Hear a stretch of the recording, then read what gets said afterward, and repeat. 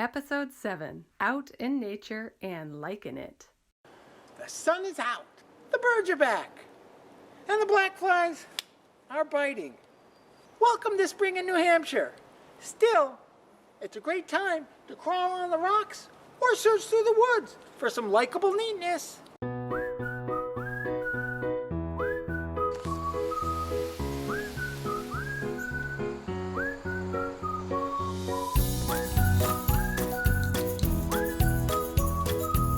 That's pretty neat.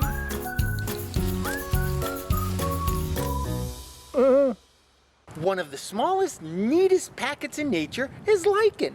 These overlooked little beauties are so neat, we wanted everyone to experience it, besides just me and Vern knowing it. A lichen may look like a small deformed plant, but it's not. It's an algae. Think of pond scum. And a fungus. Think of mold or mushrooms. An algae and a fungus, living and working together. The fungus provides the lichen structure and absorbs some nutrients. The algae inside absorbs sunlight and produces food, some of which it shares with the fungus. An algae and a fungus living together and liking it. How neat is that? These lichens have a really neat superpower. They're cryptobiotic. This means they can survive for long periods of time without water. Their life functions drop to very low levels, and they become dormant. These lichens may look dead, but they're not. Here's a neat thing to try.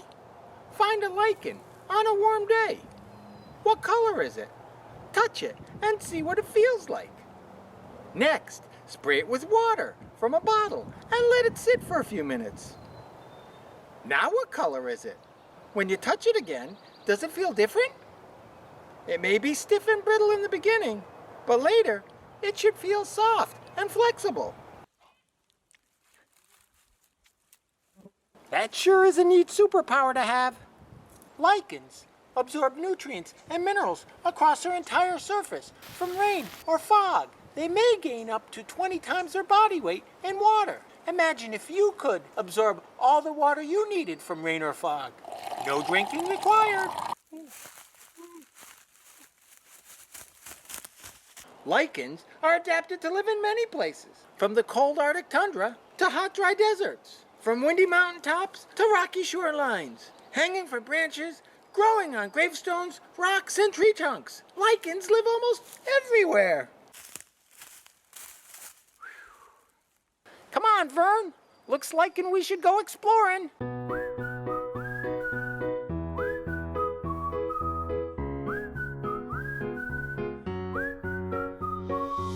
There are three main types of lichen: crustose lichen, foliose lichen, and fruticose lichen.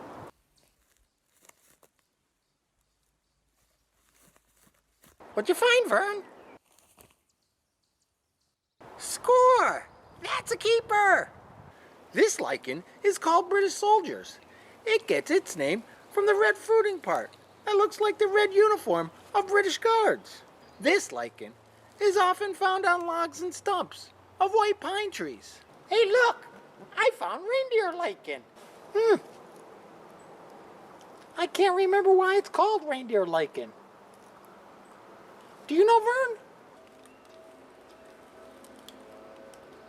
That's right. These antlers branch out, so they look like reindeer antlers. They're found in the high Arctic where reindeer graze on them. But here in New Hampshire, they're found on rocky slopes. Wow! Did you find another lichen? These lichens are called pixie cups because they look like little goblets fairies and pixies would drink out of. Dixie cups?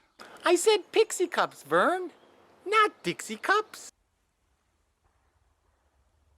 Here's a thin, wispy-looking lichen. It's called old man's beard, and it's often found growing on tree trunks or hanging from branches. It gets its name because the lichen looks like an old man's beard.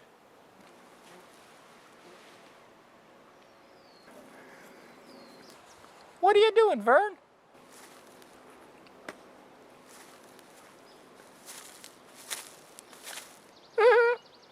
Good one, Vern.